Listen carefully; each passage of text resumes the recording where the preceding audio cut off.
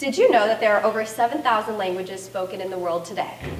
Out of these languages, I happen to speak two of them, English and Bengali. Growing up in America, I've always found it difficult to connect with my family in Bangladesh. Although I would not visit them often, whenever I did, it would seem like our conversations were forced or mundane. I didn't understand why, because even though my speaking is not the best, I can understand the things my parents say perfectly. When I visited for the first time in 6 years in December of last year, I was in for a rude awakening. I had very little understanding of Chittagonian, the language spoken in my dad's city of Chittagong. I felt so left out of the conversations happening around me, I could only pick out bits and pieces of what was going on. On top of this, many of my relatives knew that I loved to read and gave me books written in Bengali, which I had to admit to them, I had no idea how to read. One of my most memorable experiences was the time where I went shopping with my mom and wandered off alone to go look at some jewelry that caught my eye.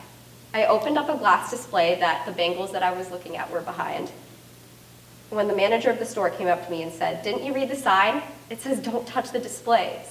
Upon which I admitted, I don't actually know how to read, and he proceeded to laugh at me. This was how I slowly started to realize that although I thought I was familiar with Bengali culture, I was truly limited by my inability to understand what was being said around me. So how does language relate to culture? My name is Sudeshna, and for my senior project, I chose to try to learn how to read in Bengali while learning about why understanding language is vital to understanding the culture associated with it. When I first started making flashcards and writing out the letters, I realized how difficult it truly is to learn characters in a new language. Not only are there nearly double the amount of letters in Bengali than there are in English, the vowels also change depending on the consonants they are attached to. I started off by learning how to form basic one or two syllable words such as dad, which in Bengali is baba, or house, which in Bengali is pasha. The biggest thing I struggled with was remembering and differentiating between all the letters, which was to be expected. I tested out different methods of learning to see which would help me retain the most. Some of the other tools I used included 2 different workbooks and audiobooks coupled with books that my parents have at home. Listening to an audiobook was not something that I originally planned to do. In fact, it wasn't until much later that I decided that it was something that could help me. One of the books that I read was the 3rd Sherlock Holmes anthology, The Return of Sherlock Holmes, which is a book that I've already read in English.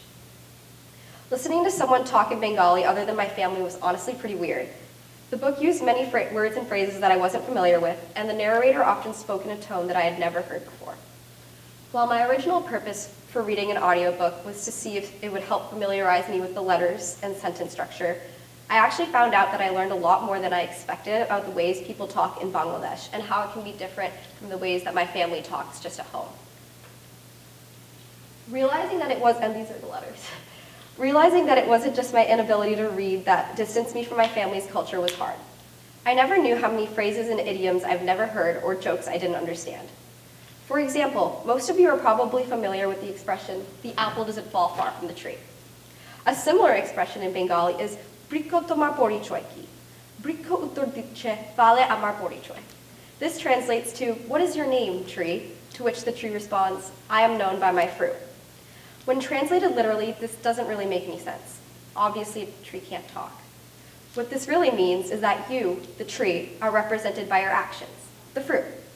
We use expressions pretty much every day without even realizing it. Some of them are more deep, like these two, but others are more simple than that, like someone telling you to break a leg before you get on stage. One of the TED Talks I watched during my research was by a girl who kind of went through the same thing that I did with a language barrier. She talked about how she saw a funny meme and wanted to share it with the people in her class, but it was in a language that her classmates didn't speak, and she didn't know how to translate it in a way that would still make it funny. I cannot tell you the amount of times I have felt like that. Struggling to relate to people who don't really speak the same language as you is really common, and I can almost guarantee that my relatives have felt the same way before. Earlier, I mentioned that Chittagonian was one of the primary languages spoken in Chittagong, which is the city in Bangladesh that my dad's side of the family lives in. Although everyone in Chittagong identifies as Bengali, Chittagonian and Bengali are not mutually intelligible. This basically means that understanding one does not necessarily mean that you can understand the other.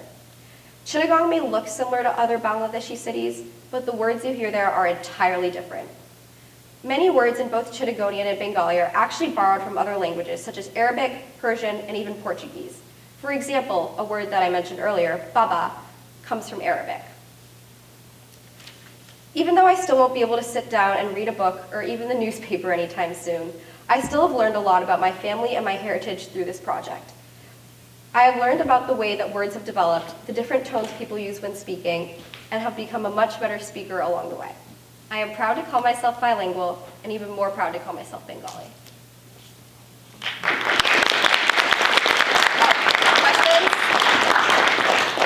Questions? I have been there 3 times.